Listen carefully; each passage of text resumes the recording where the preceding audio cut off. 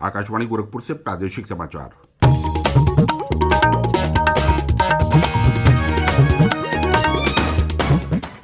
नमस्कार, समाचार बुलेटिन के साथ मैं प्रमोद कुमार सिंह। पहले मुख्य समाचार। प्रधानमंत्री नरेंद्र मोदी ने विश्व के सबसे बड़े कोविड टीकाकरण अभियान की कल की शुरुआत। कहा, कोरोना वॉरियर्स को टीके में प्राथमिकता देकर कृतज्ञता व्यक्त कर रहा है राष्ट्र। प्रदेश में 311 केंद्रों पर डॉक्टरों और स्वास्थ्य कर्मियों को लगाई गई वैक्सीन। प्रधानमंत्री ने की स्टार्टअप्स के लिए 1000 करोड़ रुपए के स्टार्टअप इंडिया सीड फंड योजना की घोषणा। और प्रधानमंत्री नरेंद्र मोदी आज वीडियो कॉन्फ्रेंसिंग के जरिए वाराणसी और केवड़िया के बीच शुरू की गई नई रेलगाड़ी को हरी झंडी दिखाकर करेंगे रवाना।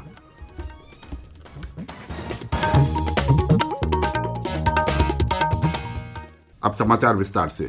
प्रधानमंत्री नरेंद्र मोदी ने कहा है कि भारत का कोविड टीकाकरण अभियान मानवीय सिद्धांतों पर आधारित है। उन्होंने कहा कि इसमें उन लोगों को प्राथमिकता दी जाएगी जिन्हें संक्रमण का सबसे अधिक खतरा है।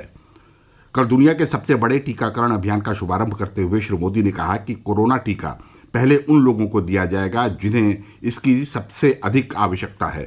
जिसे कोरोना संक्रमण का रिस्क सबसे ज्यादा है, उसे पहले टीका लगेगा।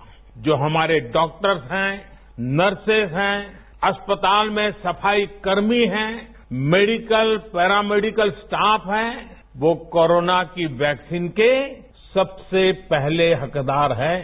चाहे वो सरकारी अस्पताल में हो या फिर प्राइवेट में, सभी को ये वैक्सीन प्राथमिकता पर लगेगी। इसके बाद उन लोगों को टीका लगाया जाएगा जिन पर जरूरी सेवाओं और देश की रक्षा या कानून व्यवस्था की जिम्मेदारी है। श्री मोदी ने कहा कि टीकाकरण अभियान के पहले चरण में 3 करोड़ लोगों को टीका लगाया जाएगा। उन्होंने कहा कि दूसरे चरण में 30 करोड़ लोगों को टीके लगाए जाएंगे।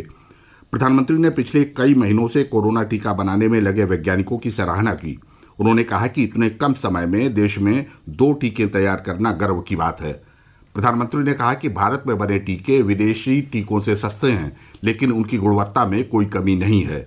ये भारतीय वैक्सीन विदेशी वैक्सीनों की तुलना में बहुत सस्ती है और इनका उपयोग भी उतना ही आसान है। विदेश में तो कुछ वैक्सीन ऐसी हैं जिसकी एक डोज 5000 रुपया तक में है और जिसे -70 डिग्री तापमान में फ्रीज में रखना होता है। वहीं भारत की वैक्सीन ऐसी तकनीक पर बनाई गई हैं जो भारत में बरसों से ट्राइड और टेस्टेड है। श्री मोदी ने कहा कि टीके की 2 खुराक देना जरूरी है और इन दोनों के बीच लगभग 1 महीने का अंतर होना चाहिए। टीके की दूसरी खुराक के 2 सप्ताह बाद प्रतिरक्षक क्षमता विकसित हो जाएगी। और मैं सभी देशवासियों को ये बात फिर याद दिलाना चाहता हूं कि कोरोना वैक्सीन की 2 डोज लगनी बहुत जरूरी है। 1 डोज ले लिया और फिर भूल गए, ऐसा गलती मत करना।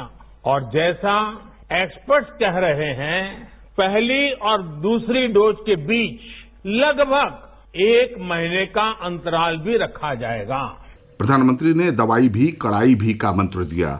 उन्होंने लोगों से आग्रह किया कि वे पहली खुराक लेने के बाद मास्क का इस्तेमाल करने और सुरक्षित दूरी बनाए रखने में लापरवाही न बरतें। श्री मोदी ने कहा कि भारत आत्मविश्वास और आत्मनिर्भरता के साथ कोविड महामारी से निपटा है। महामारी के दौरान स्वास्थ्यकर्मियों और संक्रमण के जोखिम की आशंका वाले अन्य कर्मचारियों के सामने आई मुसीबतों का जिक्र करते हुए वे काफी भावुक हो गए। उन्होंने कहा कि भारत इस महामारी से जिस तरह निपटा, उसकी दुनिया भर में प्रशंसा हुई है। प्रदेश में कोविड टीकाकरण अभियान की शुरुआत हो गई है। मुख्यमंत्री योगी आदित्यनाथ ने लखनऊ स्थित बलरामपुर चिकित्सालय में टीकाकरण अभियान का अवलोकन किया।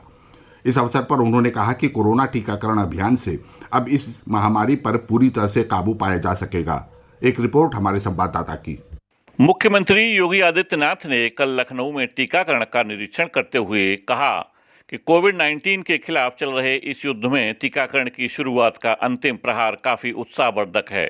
उन्होंने यह भी कहा कि अभी संक्रमण समाप्त नहीं हुआ है, इसलिए हर स्तर पर जागरूक रहने की आवश्यकता है। टीकाकरण का कार्य 317 केंद्रों पर आयोजित किया गया और प्रदेश में कहीं से किसी अप्रिय घटना के समाचार नहीं हैं।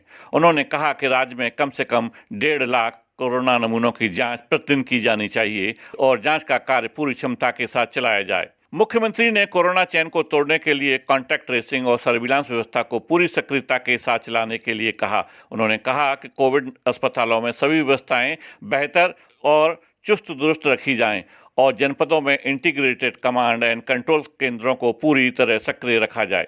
मुख्यमंत्री ने कहा कि टीकाकरण के बावजूद लोगों को जागरूक करते रहने की आवश्यकता है। उन्हें सोशल डिस्टेंसिंग और मास्क पहनने के लिए लगातार प्रेरित किया जाए। उधर राज्य में कोरोना से ठीक होने की दर बढ़कर 97.02% हो गई है। पिछले 24 घंटों के दौरान यहां कोरोना के सिर्फ 533 नए मामले सामने आए, जबकि इस दरमियान इससे ज्यादा 930 कोरोना मरीज स्वस्थ हो गए। MS यादव, आकाशवाणी समाचार, लखनऊ। प्रादेशिक समाचार आप आकाशवाणी गोरखपुर से सुन रहे हैं। प्रधानमंत्री नरेंद्र मोदी ने कल देश में उद्यमिता को बढ़ावा देने के लिए स्टार्टअप्स के विकास की 1000 करोड़ रुपए की स्टार्टअप्स इंडिया सीड फंड योजना की घोषणा की। स्टार्टअप्स इंडिया इंटरनेशनल समिट प्रारंभ में स्टार्टअप्स के साथ बातचीत में श्री मोदी ने कहा कि उद्यमियों के लिए शुरुआती दौर में पूंजी की आसान उपलब्धता होना बहुत जरूरी है।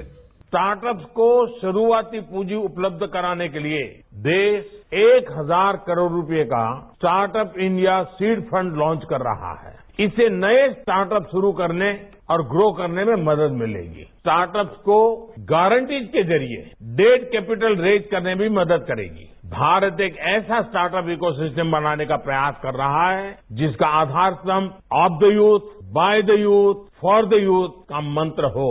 अब हमें अगले 5 सालों का लक्ष्य तय करना है और ये लक्ष्य होना चाहिए कि हमारे स्टार्टअप, हमारे यूनिकॉर्न्स अब ग्लोबल जायंट के तौर पर उभरे, फ्यूचरिस्टिक टेक्नोलॉजीज में हमारे स्टार्टअप लीड करें। प्रधानमंत्री ने कहा कि देश भर में 41,000 से अधिक स्टार्टअप्स अपनी मुहिम में जुटे हुए हैं। इनमें से 5,700 से अधिक IT क्षेत्र में और 3,600 से अधिक स्वास्थ्य क्षेत्र में हैं।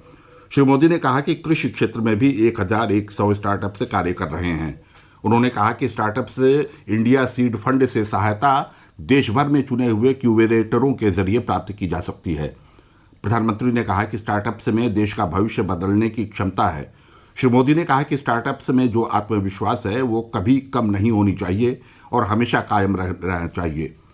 स्टार्टअप इंडिया अभियान के 5 साल पूरा होने के अवसर पर प्रधानमंत्री ने evolution of startup in India नाम की एक पुस्तक का विमोचन भी किया। प्रधानमंत्री नरेंद्र मोदी आज अपने निर्वाचन क्षेत्र वाराणसी से केवड़िया तक जाने वाली नई ट्रेन का वीडियो कॉन्फ्रेंसिंग के जरिए शुभारंभ करेंगे। आकाशवाणी से बातचीत में उत्तर रेलवे लखनऊ मंडल के मंडलीय रेल प्रबंधक संजय त्रिपाठी ने कहा कि वाराणसी से स्टैच्यू ऑफ यूनिटी तक पहुंचने में लोगों को बेहतर कनेक्टिविटी मिलेगी। उन्होंने कहा कि हफ्ते में 3 दिन संचालित होने वाली ये रेलगाड़ी एक भारत श्रेष्ठ भारत की भावना को प्रोत्साहित करेगी।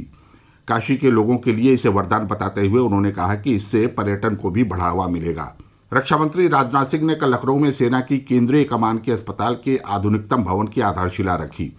लखनऊ स्थित कमांड अस्पताल का ये नया भवन 40 एकड़ भूमि में बनाया जाएगा, जिस पर 425 करोड़ रुपए की अनुमानित लागत आएगी। इस अस्पताल में सभी अत्याधुनिक सुविधाएं उपलब्ध होंगी। मुख्यमंत्री योगी आदित्यनाथ ने इस अवसर पर कहा कि हमें दोहरी खुशी मिली है। जहां एक तरफ न्यू कमांड हॉस्पिटल की आधारशिला रखी जा रही है, वहीं पूरे देश में कोविड-19 के टीकाकरण के कार्यक्रम की शुरुआत भी हो गई है। मुख्यमंत्री योगी आदित्यनाथ ने भीषण सर्दी के मद्देनजर रैन बसेरों के सुचारू संचालन और अलाव की मजबूत व्यवस्था सुनिश्चित करने का निर्देश दिया है। श्री योगी कल लखनऊ में एक उच्च स्तरीय बैठक में विभिन्न विभागों के कामों की समीक्षा कर रहे थे। उन्होंने अधिकारियों से कहा कि सर्दी के इस मौसम में कोई व्यक्ति खुले में न सोए और सभी रैन बसेरों में पूरी सुरक्षा और सफाई के समुचित प्रबंध के साथ साथ कोविड-19 के प्रोटोकॉल का पूरी तरह पालन सुनिश्चित किया जाए। मुख्यमंत्री ने कहा कि राज्य सरकार कामगारों और श्रमिकों के हितों के प्रति पूरी तरह संवेदनशील है। भारतीय जनता पार्टी ने राज्य विधान परिषद के द्विवार्षिक चुनाव के लिए कल अपने 6 और उम्मीदवारों के नामों की घोषणा कर दी है। जिन प्रत्याशियों के नामों की घोषणा की है वे कुंवर मानवेंद्र सिंह, गोविंद नारायण शुक्ल, सलील बिश्नोई, अश्वनी त्यागी, डॉक्टर धर्मवीर प्रजापति और सुरेंद्र चौधरी। और अंत में बुलेटिन के मुख्य समाचार एक बार फिर। प्रधानमंत्री नरेंद्र मोदी ने विश्व के सबसे बड़े कोविड टीकाकरण अभियान की कल की शुरुआत। कहा, कोरोना वॉरियर्स को टीके में प्राथमिकता देकर कृतज्ञता व्यक्त कर रहा है राष्ट्र। प्रदेश में 311 केंद्रों पर डॉक्टरों और स्वास्थ्यकर्मियों को लगाई गई वैक्सीन। प्रधानमंत्री ने की स्टार्टअप्स के लिए 1000 करोड़ रुपए के स्टार्टअप सीड फंड योजना की घोषणा। और प्रधानमंत्री नरेंद्र मोदी आज वीडियो कॉन्फ्रेंसिंग के जरिए वाराणसी और केवड़िया के बीच शुरू की गई नई रेलगाड़ी को हरी झंडी दिखाकर करेंगे रवाना। इसके साथ ही ये समाचार बुलेटिन समाप्त हुआ। नमस्कार।